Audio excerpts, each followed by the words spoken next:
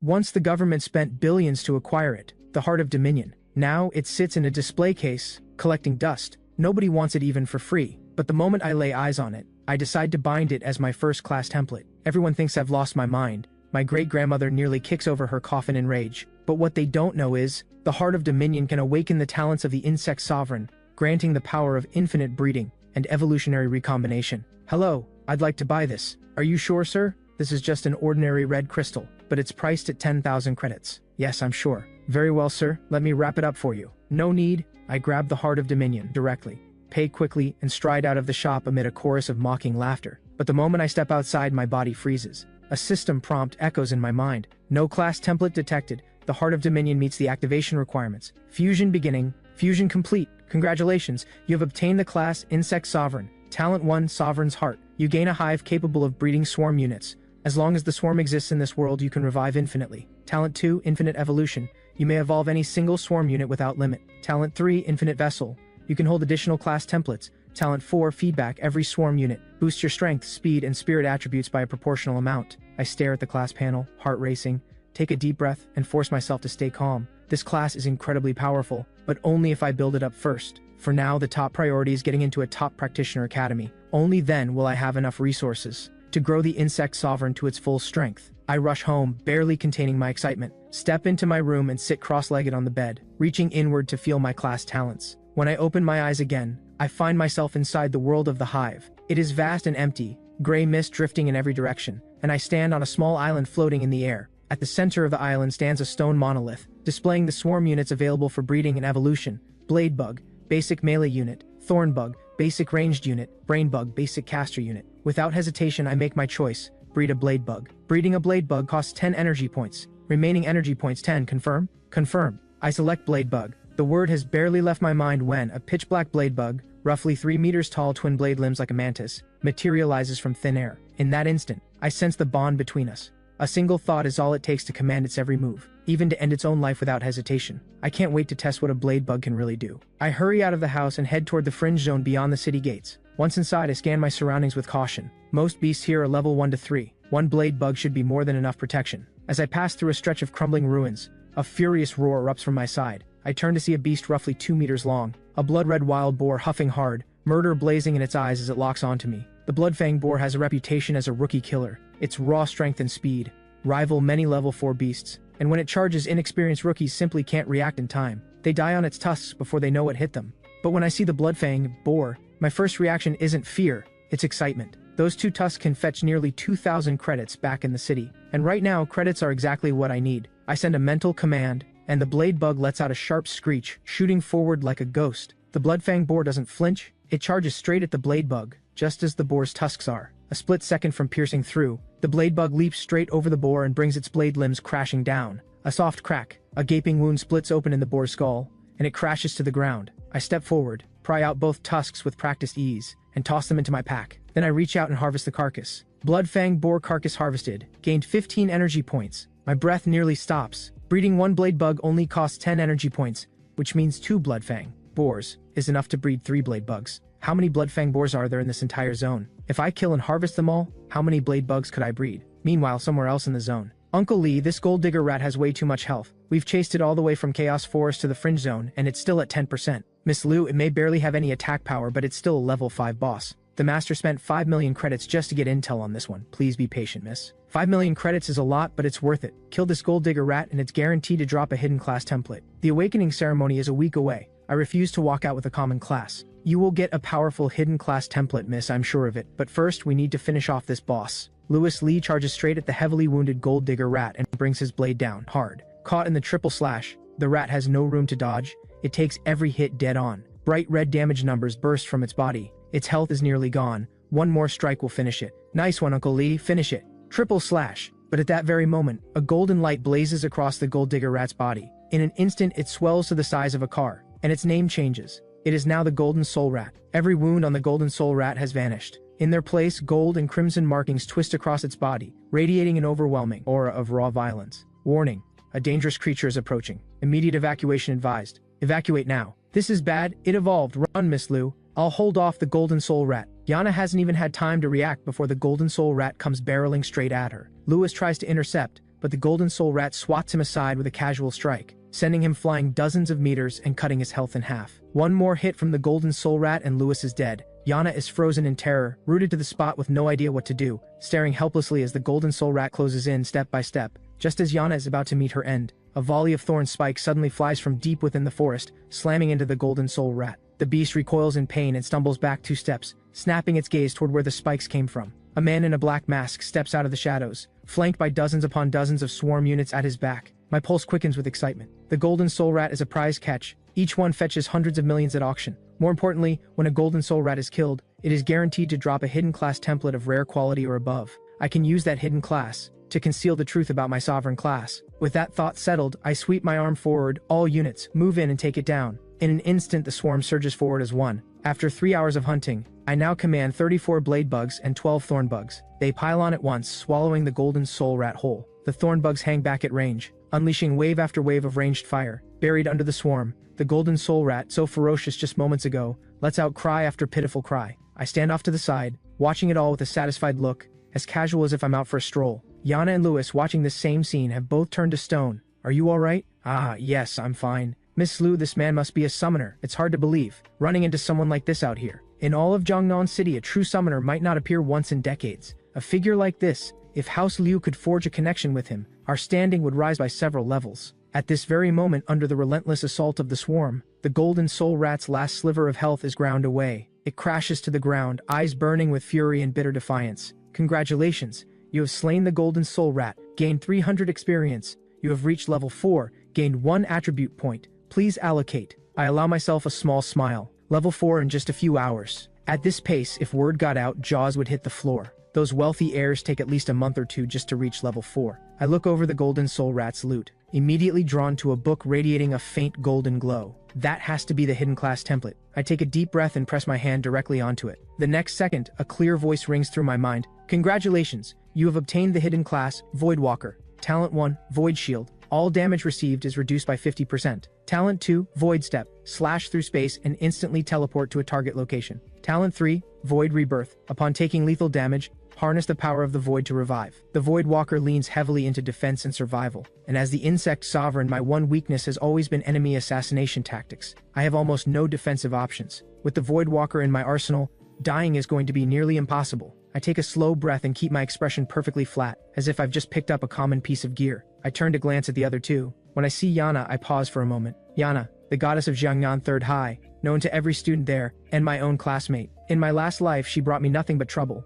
And not because I was chasing after her. It was simply because I once exchanged a few words with Yana, and Kaiser Huang, a noble-born heir who had been pursuing her, happened to witness it. From that day on, Kaiser harbored a deep grudge, finding every excuse to make my life miserable, even beating me into serious injury right before the college entrance exam. I barely survived. And Yana, she knew exactly what was going on, and did absolutely nothing to stop him. Noticing my gaze, Yana's face lights up. She steps forward, smiling warmly. Thank you so much for stepping in. I am Yana, eldest daughter of House Liu of Jiangnan City. May I ask your name, senior? So that House Liu may repay this kindness in due time. House Liu means nothing to me. I reply with 2 flat words, don't bother. Then I leave without looking back. Yana watches my retreating figure and panics. She moves to follow, when a blade bug steps in front of her, blocking her path. Lewis watches and sighs with a bitter smile. Miss, a figure this powerful is beyond House Liu's reach. Please let it go. Meanwhile, I make my way with ease into an elegantly decorated high-end shop. The moment I step inside, a fresh-faced attendant approaches with a bright smile. Welcome to Lingxiao Trading House. How may I help you? I pat the pack on my back. I'm here to sell some low-grade gear and materials from beasts in the fringe zone. A flicker of disappointment crosses the attendant's eyes, but she keeps his smile in place. Of course. Sir, please lay out your items and I'll assess their value. I have quite a lot. I'm not sure it'll fit here. The attendant finds this mildly amusing. She clearly doesn't expect much. No problem at all, sir. Just set everything right here. I nod, then upend my entire pack onto the floor. A mountain of materials and equipment spills out, blanketing the entire entryway. The attendant, along with every passerby who catches the sight, freezes in disbelief. The attendant swallows hard, finally understanding why I said it might not fit. Right this way, sir. I'll fetch our appraiser immediately. Please give us just a moment. The attendant snaps into action, suddenly all warmth and urgency. Shortly after, a middle-aged man strides over. Good day, sir. I'm Warren, the manager here. Are you certain you'd like to sell all of this? That's right. What's the total? I've just finished tallying everything up. If you sell it all to Lingxiao Trading House, the combined value comes to 120,000 credits. Hearing that number, even I feel a small stir of surprise. No wonder hunters risk their lives for this work. The money is insane. Good. That price works for me. Warren wastes no time, immediately dispatching the attendant to retrieve the payment. Then carefully, "Forgive me, sir. Might I ask your name? It would help me serve you better on your future visits." I reply flatly, "Call me Sovereign." Warren blinks. Clearly it's an alias. He doesn't dare press for more. Powerful figures tend to be unpredictable, and he knows better. Just then the attendant returns carrying a tray, on which rests a single black card. Warren bows respectfully. "Sovereign, this is your credits card, loaded with 120,000 credits. In addition, this card doubles as a Lingxiao Trading House black card. 10% off on all future purchases here." I accept it without protest and give my order in the same flat tone. "I want a disguise token and a flowing flame sword." "The disguise token I can manage, sir, but the flowing flame sword is extremely expensive." "Are you certain?" "Certain?" Warren stares at me for a moment. My tone is cold and absolute. There is no room for argument. Before long, a brass token and a deep crimson longsword are brought out. "Disguise token. Upon use, disguises your class as warrior. Confirm use?" I don't hesitate for even a second. I think the word confirm, and the token dissolves into a stream of light that sinks into my body. I check my status panel. Next to the Voidwalker entry, a new tag now reads, "Replaced, showing as warrior." Then I turn my attention to the flowing flame sword, a simple-looking piece of gear, yet priced at 100,000 credits. Everyone else is puzzled by the price. Only I know that the flowing flame sword is actually a key. 2 months from now, during the college entrance examination, an unexpected abyss dungeon will appear, and this sword is what unlocks it. I remember it clearly from my last life. A lucky soul used the flowing flame sword to open that dungeon, and walked out with a divine artifact of absurd power. This time, that opportunity belongs to me. I step out of the trading house and watch the people hurrying past on the street, most of them students from Jiangnan 3rd High. I mutter to myself, if I want to get into a good academy, I suppose I still have to show up to class. Just as I'm lost in thought, a voice cuts through from behind, sharp and mocking. "Ha, Muge, you actually have the nerve to show your face at school? I told you, every time I see you, you get a beating. You really that eager to get hurt?" I look up and my eyes go cold. It's Kaiser. I meet his gaze with pure indifference. In my last life, being cornered by Kaiser would have sent me into a panic. But now, I give him exactly 2 words: get lost. "What did you just say? You've got a death wish." Kaiser's eyes go ice cold. I give a cold laugh. "You're the one with the death wish." And I strike first. With a sharp crack, Kaiser is slammed to the ground and looks up at me trembling, fear flickering in his eyes. When did you get this strong?" I don't bother answering. I walk away and head to school. He watches me go, hand pressed to his burning cheek, and his eyes fill with venom. "Muge, you dare humiliate me like this? Just you wait. I'll make sure you suffer." In class 2 at Jiangnan 3rd High, the bald homeroom teacher drones on from the podium. Awakening a strong class is like being handed a wide-open highway in life. But if your awakened class is weak, or if you fail to awaken one at all, don't lose heart. There are still plenty of jobs to do in the settlement, like taking out the trash or sweeping the streets. The class listens in silence. On Blue Star, your class is everything. It determines your talents, your growth rate, and the absolute ceiling of your potential. The teacher keeps talking, then suddenly lets out a cold laugh. "Muge, daydreaming again? You think you're actually going to awaken a class? Don't fool yourself. Take a look in the mirror." The classroom turns to look at me, sneering, dismissive. "He's so physically weak." Right, he can barely run 800 meters without wheezing. Not smart either, average grades, definitely no potential as a practitioner. I arrive at the Hunters Guild. In the mission hall, people crane their necks toward the central screen, where a wide variety of posted missions scroll past. I scan the list and shake my head. Either the time frame doesn't work, or the rewards are too small. Nothing worth my attention. I let out a quiet sigh. If I want to level up fast, the only real option is the Abyss Dungeon. I walk up to the Abyss Dungeon entrance, where an attendant greets me with a cheerful smile. "Hello, sir. Would you like to purchase an Abyss Dungeon entry ticket?" I nod and hand over my ID card, 10 tickets. She processes it smoothly. "That comes to 10,000 credits, here you are." Tickets in hand, I step straight into the dungeon portal. The Crimson Forest, unless you're a level 15 practitioner or above, attempting it solo is nothing short of suicide. And yet here I am, a supposed level 4 warrior, walking into this dungeon alone. Inside the Crimson Forest, I take in my surroundings. Endless trees stretch in every direction, massive, blood red, radiating a thick and oppressive aura. The entire forest is shrouded in crimson mist, giving it an eerie, unsettling feel. "You have entered the Crimson Forest." A prompt sounds in my ear. At the same moment, a roar erupts from the forest around me. In an instant, 12 beasts close in from all sides and launch their assault. A hail of attacks rains down toward me. Even a level 10 practitioner would struggle under an onslaught this dense. But I simply shout, "Void Step." The next second, I reappear 10 meters away. Every single attack hits nothing but air. The beasts are stunned. They stare at the empty spot where I stood, as if utterly baffled by how a living person could just vanish into thin air. "Thinking you could overwhelm me with numbers? Let me show you what real numbers look like." I sweep my hand forward and swarm unit after swarm unit materializes across the battlefield. Their imposing forms, radiating the stench of death, flood every inch of the clearing. A blade bug raises its blade limbs and charges straight at a crimson flame bull. In a single exchange, in under 5 seconds, a level 5 Crimson Flame Bull is wiped out. Shortly after, the remaining 11 beasts meet the same end. I lead the swarm deeper into the forest. Despite being only level 4 myself, wrapped inside the swarm's formation, the swarms of beasts all around can't get within reach of me. The moment they get close, they're cut down, dropping experience and loot on the ground. The swarm moves like a bulldozer. Nothing survives in its wake. I hit level 5 in no time. At this rate, I'll reach level 6 before dark. For anyone else, this leveling speed would be unthinkable, but for me, it's still not enough. To push faster, I need to go deeper.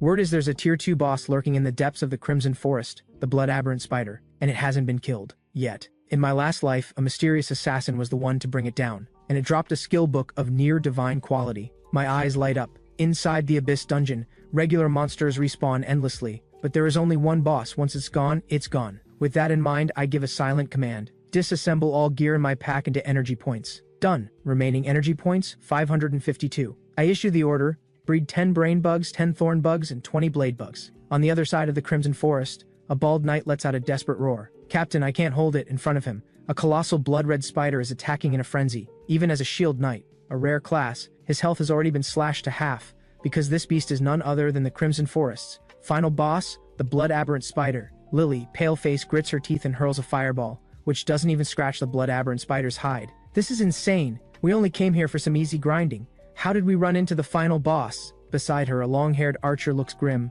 Captain Lily, we can't take much more. I'm out of arrows. At that moment, the Blood Aberrant Spider lets out a sudden screech. Its abdomen contracts sharply, and a flood of plate-sized baby spiders pours out like a tide. The tiny spiders swarm forward in a writhing mass. Screams ring out instantly. The whole team's health plummets, every member teetering on the edge of death. No wonder she looks familiar, so it's her. Didn't recognize her at first, but now it clicks. I watch the unfolding battle and narrow my eyes. This Lily holds the hidden class Lucky Mage, and her class talent is exceptionally high. In my last life, that talent took her all the way to the upper ranks of the Hunters Guild. She's someone worth knowing. With that decided, I give the command. 60 blade bugs split into 4 groups and close in on the Blood Aberrant Spider from all sides. 25 thorn bugs and 20 brain bugs open fire at the same moment. Thorn spikes and fireballs weave together in a barrage, hammering into the Blood Aberrant Spider. The Blood Aberrant Spider recoils, snapping its gaze around in surprise. It can't figure out where all these dark, swarming creatures came from. Lily and her team are just as confused. The moment the blade bug army enters the fray, the swarm of baby spiders is torn to pieces. The very spiders that nearly wiped out Lily's team are dismantled without effort. In under a minute, the Blood Aberrant Spider has lost 1/3 of its health. The Blood Aberrant Spider shrieks in fury, writhing in pain. Blade bugs tear at its limbs, leaving it with no way to break free. Lily and her teammates stare in open-mouthed disbelief at the boss that nearly wiped them out, now completely helpless in someone else's hands. Suddenly, one of them points toward the tree line. Is that the one who's saving us? Everyone follows the gesture, and there stands a man in a black mask, completely at ease, watching everything unfold as if he's enjoying a show. At this moment, I mutter under my breath, "Burst Barrage Resonance." These are built-in skills of the swarm units. The moment they activate, the swarm's combat power surges to another level. The Blood Aberrant Spider, already pushed past its limit, now faces an even more overwhelming swarm. And with nothing left but bitter defiance, it falls beneath the fangs and claws of the swarm. Lily's entire squad watches with their jaws on the floor. They glance between me, calm and unbothered, and the Blood Aberrant Spider still convulsing on the ground. Is this seriously a boss fight? This looks more like farming trash mobs. The whole group swallows hard as they watch me stroll toward the Blood Aberrant Spider's corpse. A pile of loot has already spilled out. I reach down, and a series of notification chimes rings through my mind. I scan the loot list and my eyes lock onto a white skill book. Soul of Greed. When killing a monster, there is a 10% chance to obtain 1 additional random loot drop. Soul of Greed may look unremarkable, but it's an upgradable skill. Each time it's learned again, its quality rises, from common up to excellent, and eventually the proc rate can hit 500%. I nod in satisfaction and turn to leave, when Lily suddenly calls out to me, her voice full of gratitude. "If it weren't for you, we might have." I glance back, say nothing, give a slight nod, and walk away. Back at the Hunters Guild, I step out of the teleportation hall and make my way to the free trading area. My pack is completely full, and I need to offload the gear and skill books. None of this equipment or these skill books are suited to my class. Breaking them down into energy points would be a waste. Selling them for credits is the smarter move. I head straight to an open stall, pull out everything from my pack, and hang up a sign. Gear and skills clearance sale, 1 hour only. A crowd gathers around my stall, pointing and whispering, eyes full of desire and disbelief, but almost no one dares to ask the price. These are notoriously high-grade items, and everyone knows they don't come cheap. Before long, a tall young woman approaches. I recognize her too. It's Yana. She points to a skill book. "How much for the ice spike?" 200,000 credits, I say flatly. Yana frowns. 200,000? That's too much. Can you go any lower? I close my eyes. I don't even bother responding. The The market price for Ice Spike is 180,000, sure, but good luck actually getting one. You'd have to join a guild and build up contribution points just to have a shot at buying it. Faced with my utter indifference, a flicker of annoyance crosses Yana's eyes. But she recovers quickly. Fine, 200,000, I'll take it. The deal is done, but Yana doesn't leave. Instead, she studies me curiously. Sovereign, you seem familiar. Have we met before? I shake my head without hesitation. Good grief. The last thing I need is to get tangled up with this woman again. Sovereign, you must be incredibly powerful to get your hands on all of this. I just changed classes. Take me leveling. I'll pay you 200,000 credits per level. The moment those words leave her mouth, everyone nearby holds their breath. That kind of money sends every heart in the vicinity racing. But I give her one flat look and say a single word, no. Yana's brow furrows. In her eyes, this sovereign has decent strength, but far too much attitude. Could he have recognized me? Is this just a way to get my attention? The thought flickers through her mind. She's never been short of admirers. Men have tried all kinds of tactics to get close to her. This approach might be a first, but it's pathetically obvious. Yana lets out a cold huff. She shoots me one last glance, then turns and strides away. A week later, the Jiangnan Third High Sports Field is packed with people. Today is Awakening Day, the single most important moment in this world. A commanding voice booms from the stage. Silence. The principal's voice drops low and steady. I hereby declare the awakening ceremony of Jiangnan Third High begun. As the words fade, students file forward one by one into the awakening altar. My class is called first. Everyone around me is buzzing with nervous energy, waiting anxiously for their name to be called. Only I stand there completely composed. Somewhere in the middle of the line, not a ripple of worry in my mind. Next, Kaiser. Kaiser rushes forward eagerly, stepping up before the robed priest. After a series of ritual motions, colorful light gathers and swirls, slowly taking the shape of a blood-red skeletal warrior, which then dissolves into a dark streak of light that settles onto Kaiser, forming a brand that marks itself onto his forearm. The robed priest glances at it,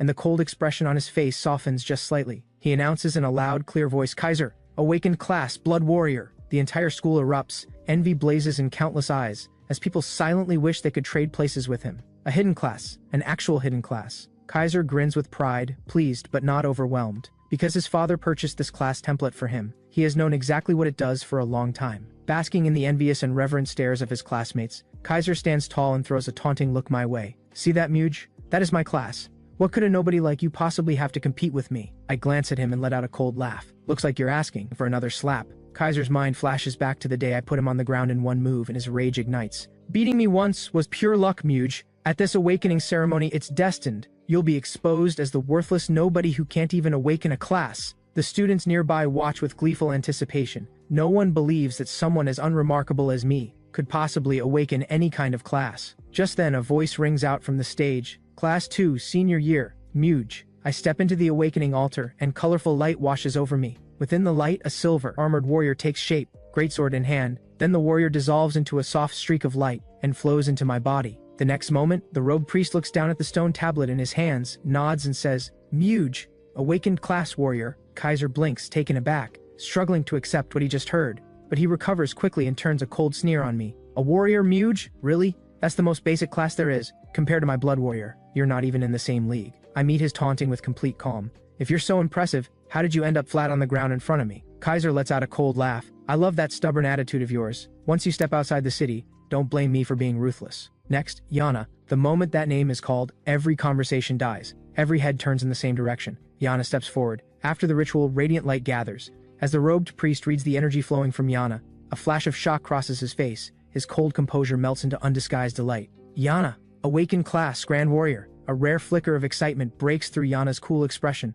The robed priest pulls out a token and hands it to Yana, whispering something without pause. It sounds like an invitation to join some organization. The moment Yana steps off the altar, a crowd closes in, each person eager to recruit her. Yana shakes her head, expression cool and indifferent, turning down every single invitation, her eyes carrying a quiet edge of pride and coldness. With the awakening ceremony over, the principal steps up to speak again. The awakening ceremony has been completed successfully. For those who did not awaken a class, do not be discouraged. Life offers more than one path. For those who did awaken, focus on preparing for the college entrance examination 3 days from now. Those who perform exceptionally will have their pick of a top practitioner academy. The principal barely finishes when Kaiser spins around and fixes me with a cold smirk. Muge, I'm looking forward to seeing you in the exam dungeon 3 days from now. By then I'll make sure you understand. Some people you just don't cross. I fire back, calm and easy. We'll see when the time comes. Save the trash talk for someone who's impressed. Kaiser narrows his eyes. I hope that mouth of yours is still running strong 3 days from now. With that, Kaiser sweeps away with his crew. 3 days later at the college entrance examination, excitement and nerves are written all over most people's faces. I'm the only one staring at that massive portal.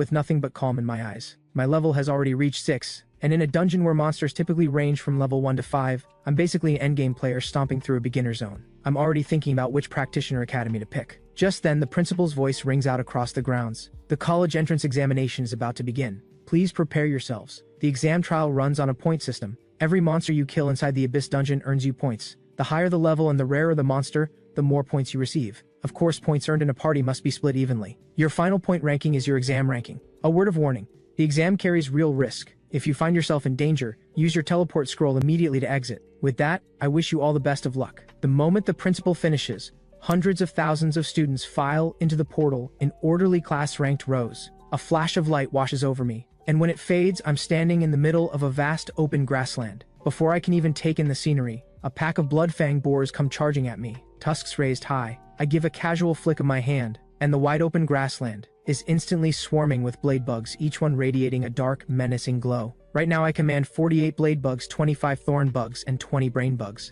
This swarm army fixes its collective gaze on the 5 bloodfang boars now surrounded. The blade bugs surge forward, bladed limbs slashing down hard. A soft thud, and the bloodfang boar in front crumples to the ground, dead before it hits the dirt. After one-shotting a few bloodfang boars, I let out a bored click of my tongue. My level is just too high. The experience from these low-level monsters is a fraction of what it used to be. At least the points are still worth something. I glance at the token in my hand. It reads, Examine Muge, score 210. I'm well ahead, but I can't afford to get sloppy. Looking at the size of my swarm, I realize it's still too small. With 1,570 energy points remaining, I know it's time to unlock Tier 2 units. 1,000 energy points vanish in an instant, and above the Tier 1 swarm, a set of new cards sharpens into view. Winged Wasp, Aerial Unit, Flame Crawler, Ranged Magic Unit, Ironclad Blade Bug, Advanced Blade Bug Unit. I issue the order: breed 1 Winged Wasp, 1 Flame Crawler, and 1 Ironclad Blade Bug. 3 new units materialize on the field in an instant. The Winged Wasp is a bee standing nearly as tall as a person, its body a deep, vivid blue,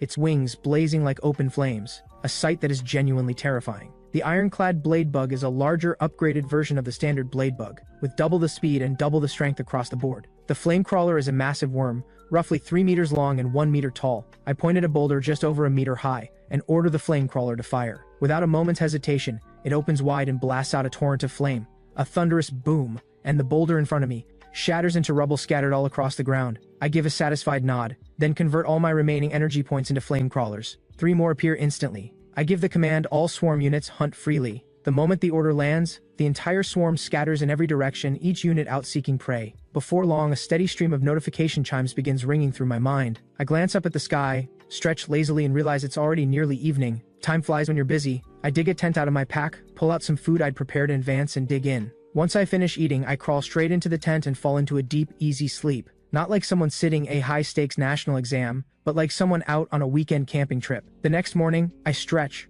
recall all my swarm units, pull out my flowing flame sword, and set off in one direction, thinking to myself, that thing should be showing up any day now. After walking for a bit, a bloodfang boar suddenly lets out a roar and comes barreling straight at me. I raise my hand, a flame ray as thick as a bowl tears through the air, and one-shots a level 5 bloodfang boar clean. I'm about to step forward and loot it when a commotion erupts in the distance. Curious, I move quietly toward the noise, slip into a cluster of trees, and peer out. 2 groups stand locked in a tense standoff. A woman in heavy armor, striking in appearance, snaps, Leo, that is way too greedy. We both took down that gilded brute bull boss together. What gives you the right to pocket that rare gear all by yourself? Leo lets out a loud laugh. Holly, aren't you being a little naive? Look at how few people you have from Jiangnan 3rd High. And look at how many we have from Jiangnan 1st High. More people means a bigger share. You can't even figure that out? This crystal bracer is mine. His crew behind him all laugh along, shooting Holly's team cold, cutting looks. Seeing things go south, Holly has no choice but to back down. Fine, I'll give up my share,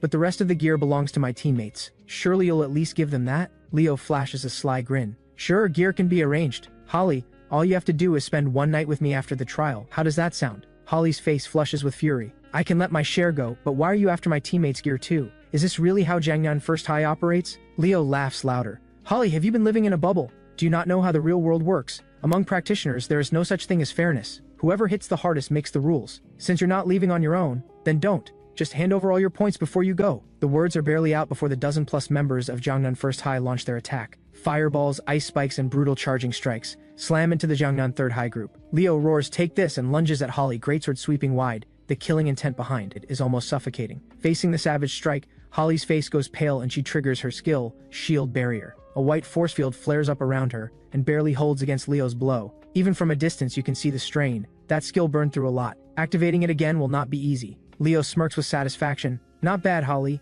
You awakened a hidden class, sure, but the Holy Light Knight is the weakest attacker of the bunch. Running into me is really your bad luck. I suggest you surrender now and hand over your points. Holly bites down on her lip, raises her sword, and drives Leo back. We're both level 3. This fight is far from decided. Come on. With that, she takes the fight to him. Leo lets out a cold laugh and charges back with his greatsword. The two clash in close quarters, but it is clear Holly is losing ground. After just a few exchanges, the cracks are already starting to show. Her teammates from Jiangnan 3rd High are in no better shape. They haven't been eliminated yet, but up against a group several times their size, it is only a matter of time. Are they really going to get knocked out of the exam with 0 points? Despair begins to set in for more than a few of them. Then Leo drops his voice to a growl. Heavy cleave! A thread of white light blooms across his body, coiling around the greatsword, and he brings it crashing down at Holly. She feels the shockwave of raw force bearing down. Her face drains of color, and her heart seizes with dread. Her mana is completely gone, and even shield barrier is still on cooldown. If this blow lands, she'll be lucky to escape without critical injuries.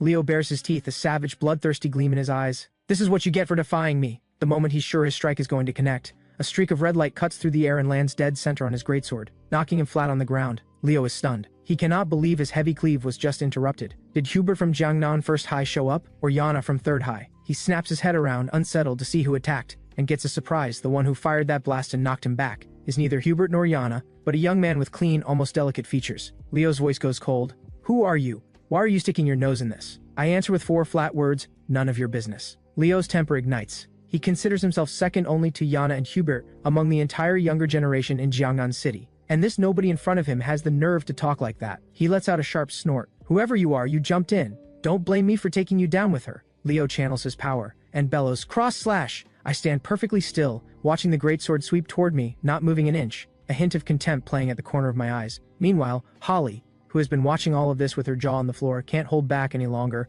Watch out, move. Just as everyone is certain I'm about to die, I activate Void Step. A strange ripple swallows my silhouette, and then I simply vanish from the air. Leo's attack cuts through empty space. The next instant, I reappear 10 meters away. Leo stares baffled. You're a mage. Since when do mages know a rogue's blink? I give a light smile. Don't overthink it. How about you just hand over your points? I let a burst of red energy gather in my palm, and a moment later send it blazing outward. Leo raises his shield without hesitation and activates his skill. Dark light floods into the shield, making it look dense and almost indestructible. But the fireball slams into Leo's shield and sends him flying. Leo spits blood, face twisted with disbelief. You're a mage. Fine, maybe you know blink too. But why is your fireball hitting this hard and cooling down this fast? That should be impossible. Leo hauls himself back to his feet, yanks out 2 life potions, and drains them both on the spot. His eyes locked on me, dripping with venom. I don't care who you are. You're clearly strong, but you're alone. You're dead. Everyone from Jiangnan 1st High, listen up. Leo barks. Hit this guy with everything you've got. Take him down. The Jiangnan 1st High members exchange reluctant looks. Fighting in the trial zone isn't against the rules, but killing someone is another matter entirely.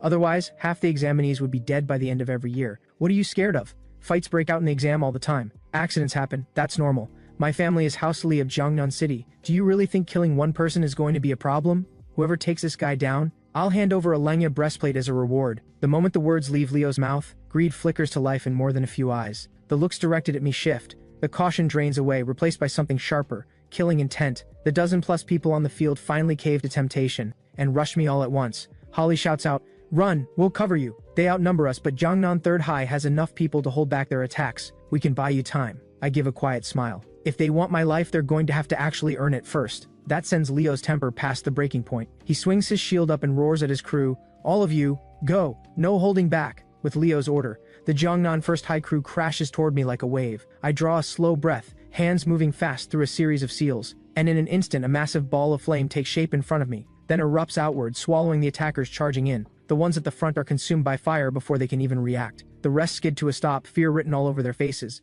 Someone cries out in panic, "This guy isn't human." Leo's chest tightens. He knows that if he doesn't act now, his entire crew is going to be picked off one by one. He shouts to rally them, "Don't be afraid, keep pushing, we have the numbers." I can't help but smile at that. A single flick of my finger, one beam of flame, aimed straight at the warrior leading the charge. The warrior lets out a cry and drops to the ground, critically wounded. While everyone stands there wide-eyed, I fire off several more beams in quick succession, each one finding its mark, dropping every last one of the Jiangnan 1st High attackers to the ground. Watching it all unfold, even Leo, hiding at the back, is left completely dumbstruck. Does this guy have no cooldowns? No mana cost? Leo swallows hard and stammers out, whoever you are, you can't touch me. I'm the firstborn son of House Li of Jiangnan City.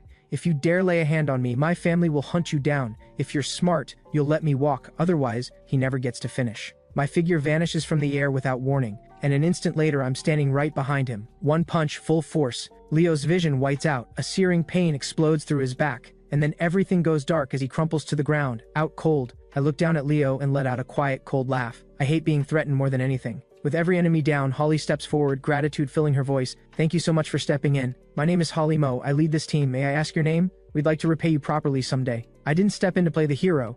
That's not what this was about. If my memory serves, Holly's class is the Holy Light Knight, a support type, and it is precisely because of her class that the Trial Zone's final boss, the Frost Colossus, will be drawn here. According to certain inside information, killing the Frost Colossus with the Flowing Flame Sword is supposed to guarantee a legendary tier item drop, though whether that's actually true remains to be seen. Turning over everything I remember from my past life, I say calmly, actually, I didn't come here to rescue you. I came because I need a favor from you. Holly blinks in surprise. A favor? You just saved my life. Whatever you need, I won't say no, though I am curious, what exactly do you need? I get straight to the point, nothing complicated. I just want to join your team and hunt alongside you, that's all. Holly looks genuinely confused by this.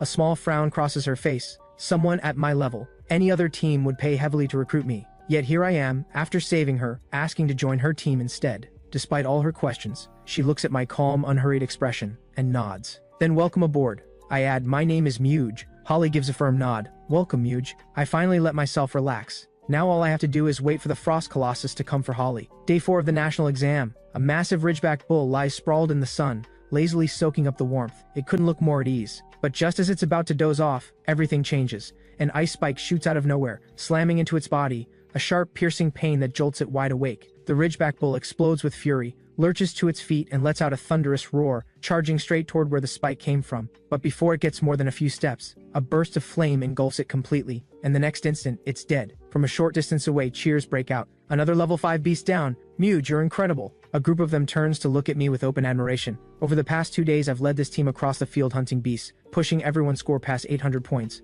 more than enough to earn each of them, a result they never would have dared dream of before. I wave them off, go grab the loot. One of the guys on the team responds immediately, and heads over to the ridgeback bull to collect the drops. Before long, he comes back beaming, arms full of silver tier gear. I have zero interest in any of it. Split it however you like, I say, and leave it at that. Then I turn my attention to the surroundings, scanning carefully. After a long moment, I let out a sigh. 2 full days have passed, and the Frost Colossus still hasn't shown. Did I get the details wrong, or was that tip deliberately planted as misinformation? I'm a little frustrated, though I haven't spared a single thought from my own exam score. With the swarm behind me, my points will bury everyone else's. What I care about is whether the rumor about that legendary drop is actually real. Lost in thought, I catch a faint, pleasant scent, and Holly appears from behind me, a faint blush on her cheeks. Muge, you've been staring in that direction for a while. Is a beast approaching? I shake my head. No, just thinking. Holly is about to ask more, when the ground beneath us suddenly begins to shake. A deep, eerie hum rolls in from the distance, accompanied by a strange pressure that makes the very air feel like it's trembling. Then, without warning, the temperature starts to drop, and snowflakes begin drifting down. Everyone looks around in confusion, unsure what to do, except me. My expression lights up. I murmur to myself, there it is. Finally. Holly's eyes go wide. Muge, what's happening? It's probably the Trial Zone boss, I say, and I can't quite hide the excitement in my voice. Holly stares. There's actually a boss in the Trial Zone?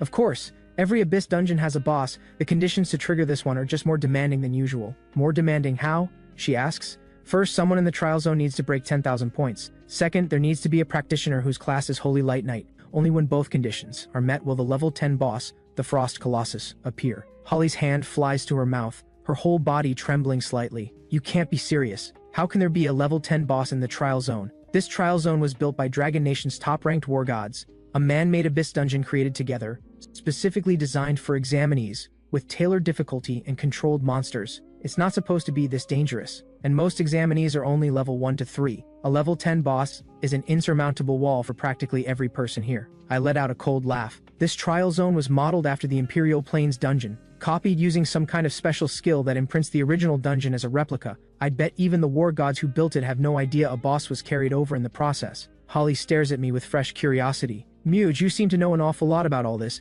How? Don't worry about that. All you need to do is stay back and watch. I smile, give my wrist a flick, and the flowing flame sword settles into my grip.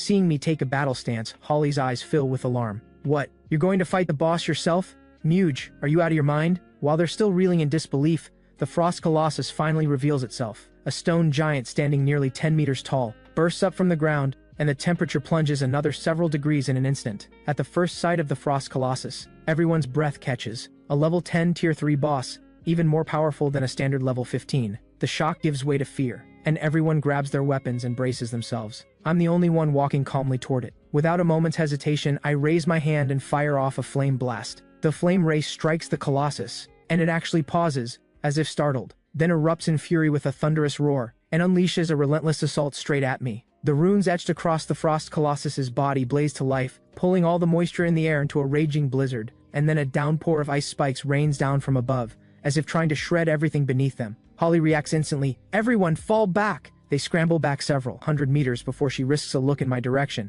What she sees me weaving through the falling ice spikes like a seasoned rogue, firing off bursts of flame at steady intervals, steadily pushing the Frost Colossus back. Bright red damage numbers bloom across the Frost Colossus's body one after another. The numbers aren't massive, but to something like the Frost Colossus, it's deeply humiliating. Despite its enormous size, the Frost Colossus is anything but slow. It moves with an unsettling, almost unnatural speed. Its fist crashes down like a thunderclap aimed straight at my head, but the next instant, I've already dissolved and reappeared in the air, 10 meters away, pressing the attack without pause. The commotion draws attention fast. Before long, Yana and Hubert arrive at the same time. The moment they see the Frost Colossus's stats, both their eyes light up. A level 10 tier 3 boss. If we take this boss down, we'll absolutely top the rankings in Jiangnan City this year. As if reading their thoughts, a calm voice drifts over. I'd suggest you both step away. This boss is a lot harder than it looks. One hit and you'll be critically injured. Leave now if you value your lives. Far from cooling their fighting spirit, those words just earn a dismissive snort from Hubert. Please, you're a basic warrior class and you're holding your own against the Frost Colossus? I have a rare hidden class. You really think I'd fall short of you? Don't make me laugh!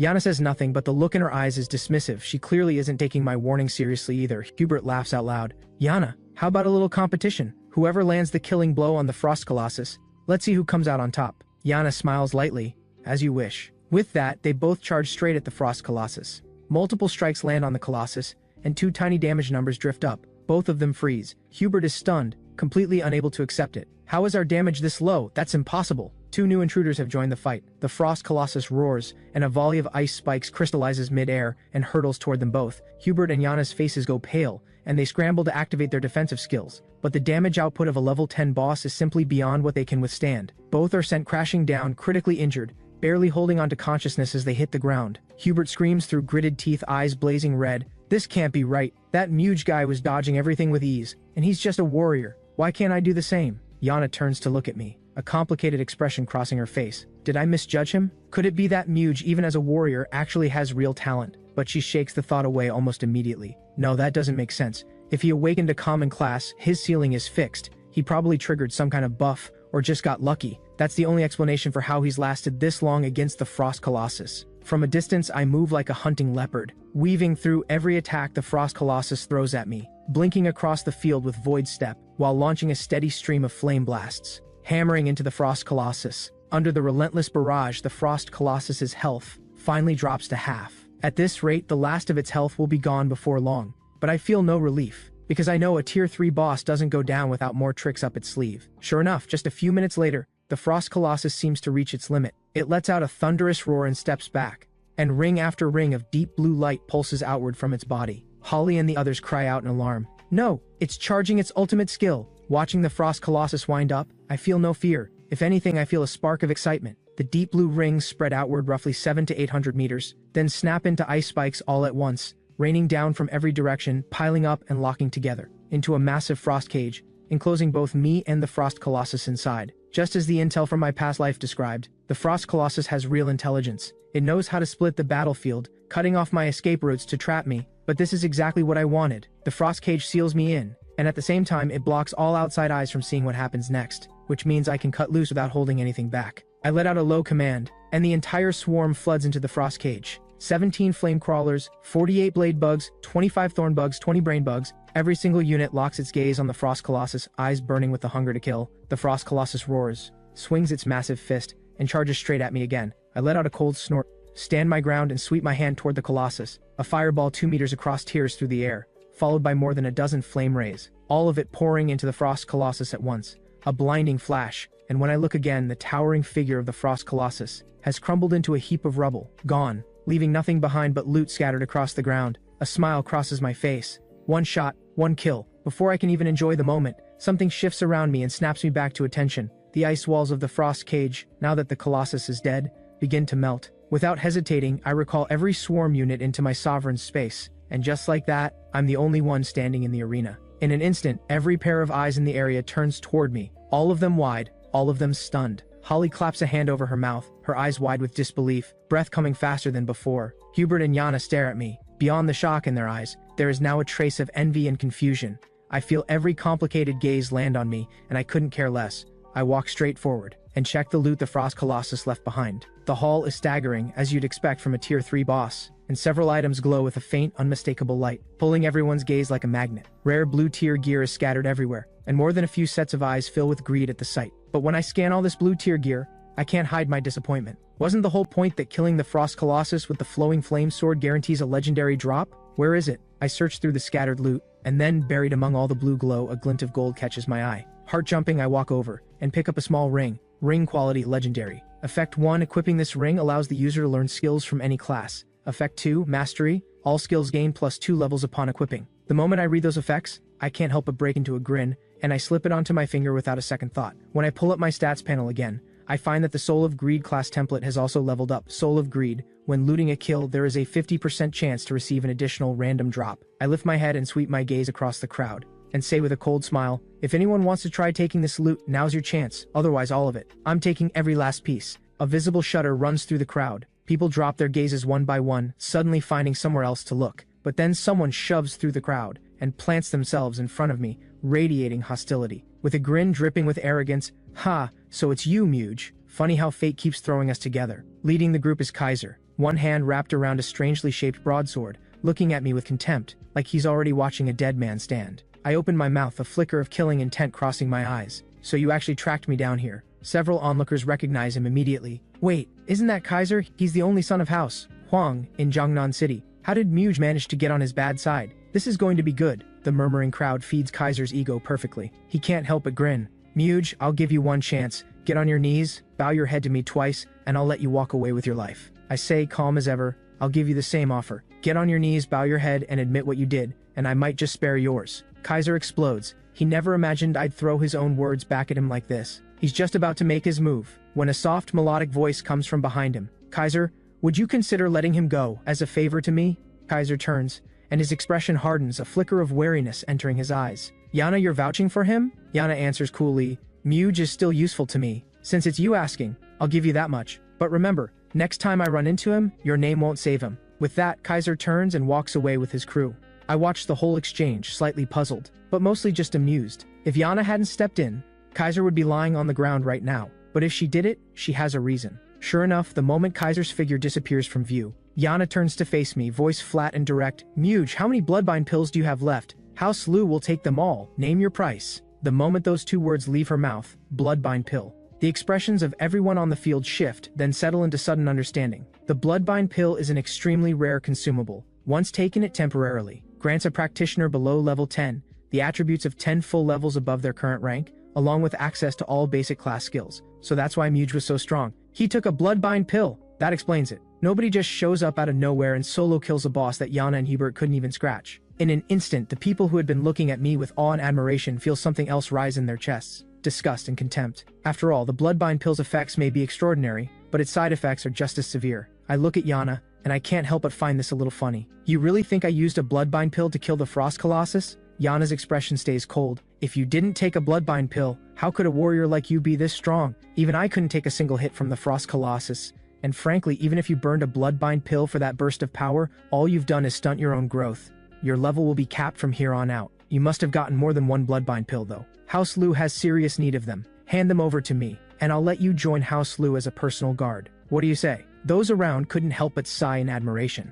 Holy cow, this is something countless people would kill for. Muge, that lucky dog. Just how blessed can one guy get? Countless pairs of envious eyes turn toward me, as if I just stumbled upon the deal of a lifetime. Just as everyone expects me to jump at the offer with pure delight, I smile faintly and say, "I decline." Yana hears those two words and can't help furrowing her delicate brows, a flicker of displeasure crossing her face. Muge, think carefully. This time I can shield you from Kaiser, but next time, don't expect me to step in. If there's nothing else, I'll be on my way. Do as you please. I let out a soft laugh, step around Yana, and walk away without giving her so much as a second glance. Watching my retreating figure, Yana shakes her head. Damn you, Muge. I've done everything I could. Since you won't be moved by kindness or pressure, you're on your own. With that, Yana quietly slips away, and I, facing the scorn and open hostility from those around me, walk straight up to Holly and hand her a piece of equipment. This gear suits you well. Think of it as my thanks. Holly hesitates before taking it, and her expression immediately stiffens. Name, Wolf Soul Boots. Quality, rare. Special effect increases movement speed by 5% when equipped, and this effect can stack up to 5 times. The base stats are modest enough, but that special effect is utterly broken. Holly hurriedly tries to push it back. Muge, this is way too valuable. I can't accept this. But I just wave it off. Keep it. Luring out the Frost Colossus was no small feat. This gear is the least you deserve. After pocketing the boots, Holly says with a strange look, Hey, have you noticed the way people are staring at us? I scan the area. Hostile glares surround us from every direction. I can't help but smirk. They want to move against me, but they don't quite have the guts. Forget it. Holly furrows her brow, only half understanding the situation. Let's just go. With this many eyes on us, it's uncomfortable staying here. I'm not afraid of them, but why stir up trouble needlessly? I give a nod. Agreed. For the next few days, let's grind somewhere less crowded. Holly nods in agreement, just as the two of us are about to head off in a different direction. Out of nowhere, a scarred-faced teammate steps forward and says in a cold voice, Captain, with all due respect, I don't think Muge belongs in this team. Holly freezes, surprise and displeasure flashing across her face. Ray, say what you mean. What exactly are you getting at? Ray sneers. What do I mean? I've been perfectly clear. Muge took a bloodbind pill. His power is going to crash soon. Why should a soon-to-be deadweight stay on our team? Holly flushes red with anger and fires back. Ray, how can you be so ungrateful? If Muge hadn't been carrying us through levels these past few days, how would any of us have gained this many skills? Ray curls his lip dismissively. So what if he helped us kill a few beasts? That wasn't his real power. It was all the bloodbind pill talking. And by my estimate, he'll lose that power any moment now. When that happens, he's nothing but dead weight. As vice captain, I will not allow anyone to put this team at risk. Muge has to go. Of course, there is one way he stays. He hands over every drop of loot from the Frost Colossus and splits it equally among us. Holly snaps, That's enough, Ray. Those spoils belong to Muge alone. None of us had any part in it. Don't you dare reach for what isn't yours. But Ray waves her off with contempt. Captain, you may be our captain, but surely you can't just steamroll over every single member of this team. Holly goes still at those words, her eyes drifting to the teammates behind Ray, and there they are. The moment Holly's gaze meets theirs, one by one they bow their heads saying nothing. It's clear they all stand with Ray. Seeing this, Holly trembles with fury, words failing her. Ray says coldly, Captain, let me make one thing clear. If you insist on standing up for Muge, you may find that nobody in this team listens to you anymore. A look of helpless fury crosses Holly's face. She lets out a long sigh, shoots a glance at me, still utterly calm beside her, then grits her teeth. Fine, you want Muge gone? Then I'm leaving too. I want to see just what kind of results you get leading this crew on your own, Ray. Holly turns on her heel, grabs my arm and storms off. I don't bother saying a word. I turn and follow her without a second thought. Watching them go, someone says uneasily, What do we do now? Without Muge and Holly, we barely stand a chance against the beasts on our own. At least Muge banked enough points for us over the past few days. Even if we do nothing from here on out, we'll still walk away with solid scores when the exam ends. On the other side of the forest, after getting kicked out, I settle in under a tree with Holly and break out a hot pot, looking every bit as relaxed and at ease as someone on a leisurely vacation. Suddenly I look up, my expression turning serious as I fix my gaze in one direction. What's wrong? What is it? I shake my head. Nothing major. There's a group heading our way, quite a few of them. Stay here. I'll go check it out. With that, I summon a winged wasp, raise my arm and let it carry me silently up into the sky, gliding toward the other end of the forest without a sound. Elsewhere, Kaiser has followed a tip and tracked down a nest of iron skin boars. He mutters to himself, Take out these iron skin boars and my score breaks 1,000. After that, every top university in the country is mine to choose. What a shame. I never expected Yana to shield that Muge guy. No matter. I'll deal with it once we're back in the real world. I'll just hire a few pros to take care of him. With that thought, Kaiser feels much better. He waves his hand, take a few men and scout ahead. Several men immediately answer and push into the forest, but after a long while not one of the scouts returns. These were 5 of his most trusted men, each of them at level 5, capable of holding their own against a level 6 beast, if they fought together. A chilling thought rises in Kaiser's mind. Could there be a beast above level 10 lurking here? Before he can think it through, a low laugh drifts out from the trees. Well, didn't expect to run into you here. Kaiser looks up to see a figure standing atop a towering tree, gazing down at his entire group. At the sight of him, Kaiser's face goes pale. Muge, how are you here? I smile calmly. I didn't expect to find you here either. Funny how fate works. Kaiser recovers quickly from the shock, a vicious grin spreading across his face. Looks like you've walked right into a trap. Last time Yana was there to save you. This time no one's coming. He raises his hand in a sweeping motion. Everyone, lock your target on Muge. Take him down, no mercy. A sharp unified reply rises from behind him. Yes. 3 mages in the group strike first, sending 2 fireballs and a flame ray hurtling toward me at full speed. I let out a quiet laugh, flick my wrist, and a blue-winged wasp nearly 2 meters long drops from above, carrying me effortlessly out of the path of all 3 attacks. The crowd erupts in shock. What is that? A contracted beast or a mount? Kaiser grits his teeth and roars, Muge, what kind of coward hides in the sky? If you're any kind of man, come down and face us. I scoff, face you head on? You think you're worth it? Why is everyone stopped? If none of you are going to attack, then don't blame me for what comes next. I call out in a low, sharp voice, flame impact. Streaks of blazing light rain down from above, scorching and deadly, aimed straight at the crowd below. Alarm bells explode inside Kaiser's mind. A layer of dark energy flares up across his body, as he frantically pulls a small shield from his pack to block the blow, but the flames come crashing down like bombs, rocking the ground with one explosion after another. The people below barely put up any resistance. Before collapsing, gravely wounded, Kaiser stares at the devastation around him, completely stunned. Impossible. This is absolutely impossible. A bloodbind pill only lasts 2 hours. The effect should have worn off long ago. How are you still this powerful? I reply evenly, I never once admitted to using a bloodbind pill. That was your assumption, not mine. I let a slow smile cross my face. Kaiser, it's time to settle the score between us. I had no intention of killing you, but then you tried to have me put down for good. So really you brought this on yourself. Kaiser screams, Muge, you can't kill me. I am the eldest son of House Huang. If you kill me, my father will hunt you down. What do you want? Credits? Gear? I'll give you anything, just don't kill me. I walk up to him as if I heard nothing, no begging, no threats, and drive the flowing flame sword straight through. Kaiser stares at me with wide, disbelieving eyes, stunned that I actually went through with it. Then he crashes to the ground. I make my way back into the forest, and Holly rushes over immediately. What happened, Muge? What's going on? I shake my head. Nothing much, just took care of a small problem with Kaiser. At the name, Holly's heart skips a beat. Did you hurt him? He's not someone you want to mess with. I've heard House Huang has a level 30 practitioner, and no one who's crossed the Huang family has ever come out well. I smile lightly. Hurt him? No. I killed him. Holly's eyes go wide. You killed him? This is serious trouble. I say lazily, House Huang is nothing worth worrying about. As the countdown hits 0, everyone steps out through the portal. By the final count, 29 examinees lost their lives in Jiangnan City alone, with countless more injured. Once everyone is gathered, the prominent figures of Jiangnan City reappear on the school grounds. The principals of all 3 high schools stand together on the platform, every pair of eyes locked onto a massive stone monument at the center of the plaza. This monument displays the final score rankings. Soon, lines of text slowly appear on its surface. First place, Muge. Final score 24,789. Second place, Holly Mo. Final score 2,272. Third place, Hubert Lee. Final score 1,374. Fourth place, Yana. Final score 1,272. The golden numbers gleaming at the top of the board plunge the entire plaza into dead silence. Disbelief fills every face. Am I reading this right? Over 24,000 points? Did that Muge guy cheat? Surely not. In the crowd, Yana and Hubert stand in separate corners, both wearing the same look of shock and confusion. I didn't even make the top 3. How could Muge possibly score that high? Yana seethes, biting down hard. Didn't Muge use a bloodbind pill? Why does his score still count? This is outrageous. Not far away, Ray stands dumbfounded. Didn't Muge lose his fighting power? How in the world did he rack up this many points? And Holly, just by sticking with him, she ends up in second place. Damn it. If I hadn't kicked them out, my score would have jumped up by a mile. Up on the platform, the city's prominent figures are equally stunned. Didn't Muge take a bloodbind pill? By all logic, his score shouldn't even count. Could it be that he never used one at all? A composed man speaks up. If that's the case, then Muge defeated the Frost Colossus entirely on his own strength, and earned over 20,000 points on top of it? The words barely land before someone pushes back. Impossible. He must have used some other similar item.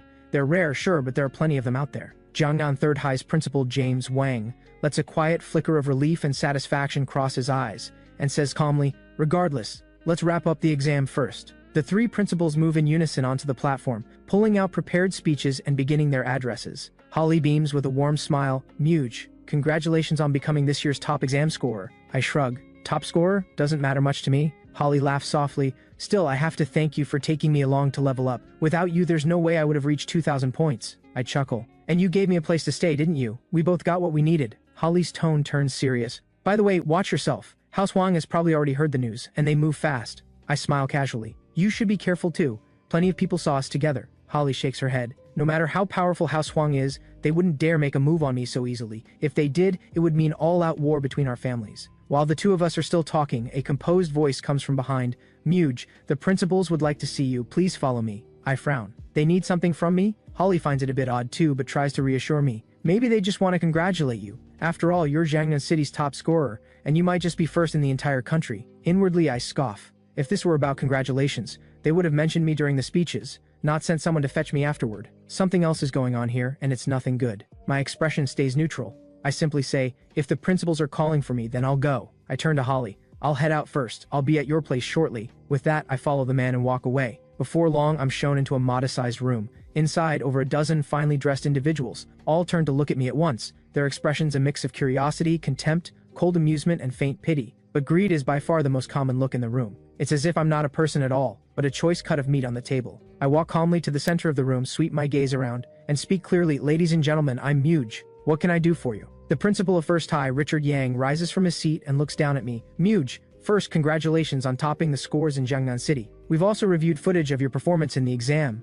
and we're very interested in the gold-tier transcendent grade equipment you obtained from defeating the Frost Colossus. Name your price. We intend to buy it. Richard's tone leaves no room for refusal, less a request, more a command. I say evenly, I do have a piece of transcendent grade equipment, yes. Then, with a casual flick of my wrist, a necklace materializes in my palm. Every eye in the room locks onto it instantly. It really is transcendent grade. Richard's eyes light up with excitement as he rubs his hands together, his face flushing with barely contained anticipation. The passive on this necklace is incredible, a 10% boost to all skills. It would double the trigger rate of my core passive skill, Bloody Roar. Watching the hungry excitement spread across every face, I smirk inwardly. So that's why they suddenly summoned me. They want what I have. Too bad for them. Getting their hands on my gear won't be so simple. I smile coldly. You've seen the equipment, I do have it, but I'm not selling. The room freezes the moment those words land. In an instant, the greed in their eyes hardens into cold shock, and they look at me with a barely concealed edge of killing intent. A flash of cold intent crosses Richard's eyes. He says in a low, firm voice, Muge, what are you playing at? Afraid we can't afford it? Name a price, anything within our means, and we won't refuse. I laugh coldly. A top-tier piece of transcendent grade equipment like this rivals some perfect grade items in value. Can you people even afford that? Of course, if you can produce a genuine perfect grade equipment, or put up 200 million credits, then maybe we have something to talk about. Before my words even settle, a large man barks, Muge, you're out of line. His energy surges as he strides toward me. Feeling the pressure of his aura, I simply smirk. I send a silent command. Inside my void realm, hundreds of the swarm let out a unified screech. I direct that mental force straight into the man's eyes. It hits him like a sledgehammer to the skull. When he comes back to his senses, cold sweat is pouring from every inch of his body, and he stumbles back several steps. The others stare at him in confusion. What's wrong, Rocky? Rocky wipes the sweat from his forehead and shakes his head awkwardly. Nothing. Carry on. The others exchange a puzzled glance but let the moment pass. Then Richard cuts straight to it. Your transcendent grade equipment is remarkable, no doubt, but transcendent grade equipment typically sells for under 10 million credits. Muge, come up with something more reasonable. I spread my hands with a grin. I gave you a price, sir. If you can't match it, that's hardly my problem, is it? Richard narrows his eyes and says coldly, Muge, the price itself isn't necessarily out of reach. Transfer the equipment to us now and we'll put it in writing. Installment payments. What do you say? I don't even pause. No, I never do. I use. A flash of anger crosses Richard's face. Muge, this won't work, that won't work. Are you deliberately disrespecting us? I laugh lightly. And if I am, what are you gonna do about it? You little punk. Do you have any idea who you're talking to? This is beyond disrespectful. If there's nothing else, I'll be going. With that, I turn and walk straight out the door. Watching me leave, Richard says in a low, firm voice, that transcendent grade equipment means everything to Jiangnan City. We will obtain it no matter the cost. At those words, a cold gleam of killing intent lights up every pair of eyes in the room. There is only one option left now. Take it by force. With the exception of the Mo family representative, James, and a small handful of others, nearly everyone in the room signals they are in. Richard surveys the room with a satisfied nod, then says without ceremony, Mo family head principal James, if you're not joining us in this matter, would you kindly step outside? Quinn Mo, the head of the Mo family, and James exchange a glance, then smile wryly, and rise to leave the room. The moment they're outside, Quinn probes carefully. Wang, I honestly didn't expect you to pass on a piece of transcendent grade equipment, let alone sit out this whole operation. James smiles calmly. Quinn, we've known each other a long time. You just want to know what I think about Muge, don't you? No need to dance around it. Quinn laughs. Sharp as ever, Principal Wang.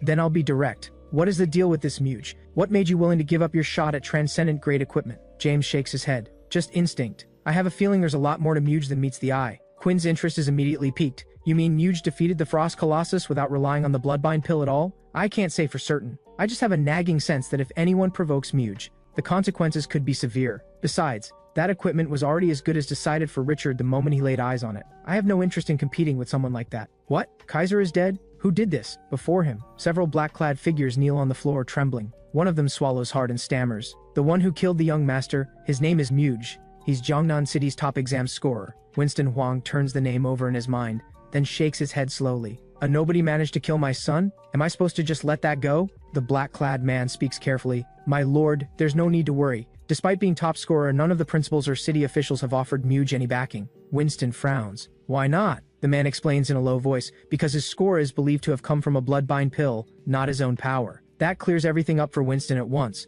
A vicious look spreads across his face. So he's nothing but a spent shell right now? San, go eliminate Muge. Bring back proof and search him for any extra bloodbind pills. Yes, my lord. On the other side of the city, I stand before a grand manor and can't help but marvel. So this is the Mo family estate. Holly spots me and says with some surprise, Muge, you're here already? I figured you wouldn't show up until at least this afternoon. By the way, are you interested in Zhonghai University's trial dungeon? Are you planning to apply there? I smile. I'm the top scorer. Why would applying to Zhonghai University be surprising? And your score is more than enough too. Don't you want a shot at the best academy in the country? Holly sighs. The score is there, sure, but I'm not confident I can clear the trial dungeon. I wave it off. Don't worry, I'll team up with you. Holly looks at me in disbelief, then narrows her eyes as if something just clicked. You're not plotting something, are you? I never said it was free. I carry you through the dungeon. You help me get my hands on a summoner skill book from Nangzun. Use your family's connections, pay full price, and this stays between us. Don't tell me you're A. That's right, I'm a summoner. I'll have the family do everything they can to find it. We head to the trial dungeon tomorrow. Don't sleep in. The next morning, Holly and I arrive at a plaza the size of a small town. Holly can't help but say in amazement, so this is the trial plaza? There are so many people here. I take a quick glance around and point ahead. That's where Zhonghai University's trial dungeon entrance is. Let's go. I lead Holly up to one of the portals, and we step forward to touch the portal to Zhonghai University's trial dungeon. A status panel appears before us. Abyss Dungeon, Lost Temple, Zhonghai University Trial Dungeon. Difficulty, Normal, Challenge, Hard, Nightmare, Inferno. Difficulty levels 1 through 15. I study the panel carefully, and a faint smile touches my lips. I remember this dungeon, the Lost Temple. The first person to clear hard difficulty or above receives a unique,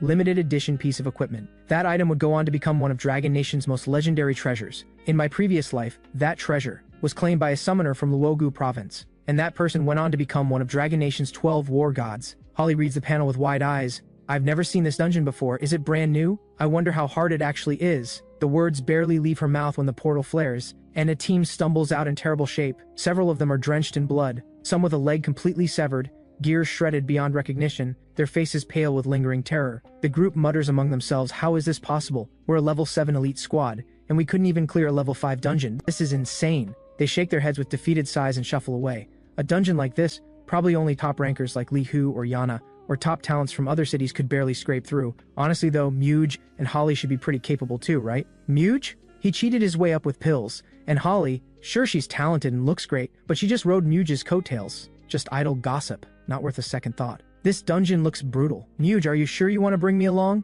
Absolutely. One more person means better odds and the rewards double. Besides, this is our deal. I'm not one to break my word. With me here, no dungeon is too hard to handle. Hard difficulty? Are you serious right now? Here's the thing. The Lost Temple on normal difficulty hasn't been cleared by a single examinee in the entire country. Are they seriously going in? Am I seeing this right? They picked hard difficulty? Are these two out of their minds? That's practically a death wish. I ignore the noise around me. Once I confirm our selection, our bodies dissolve into a flash of white light and we enter the portal. When the light fades, Holly and I find ourselves standing before a colossal ancient palace. I tap Holly, who is still standing there in a daze, and stride forward. Holly hurries to catch up, and along the way casts a high-tier buff on me that lasts 2 hours, granting 2 points of spirit to all allies. The moment we step through the temple's entrance, I come to a sudden stop. Holly looks puzzled. What is it? Before she can finish, 2 massive boulders crash down from above, slamming into the ground right in front of us. Holly goes completely rigid with shock. What? Why are there traps in here? I smirk. The Lost Temple is loaded with traps,